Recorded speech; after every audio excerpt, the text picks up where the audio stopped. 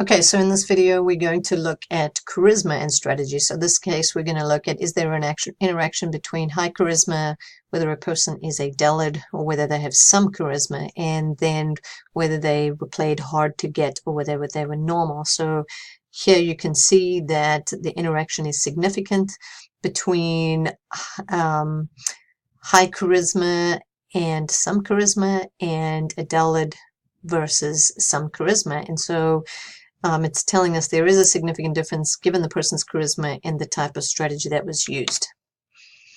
So when we go down here to our graph, again, our graph's going to give us some good information. So if I'm looking at the person who was normal, okay, and had high charisma, they were rated higher than the person who played hard to get and had high charisma. Again, no difference here between person who had some charisma and they played hard to get or normal, and then the person who was the dullard, those were rated lower if they were normal, versus those who were played hard to get and were a dullard was still rated higher on attractiveness.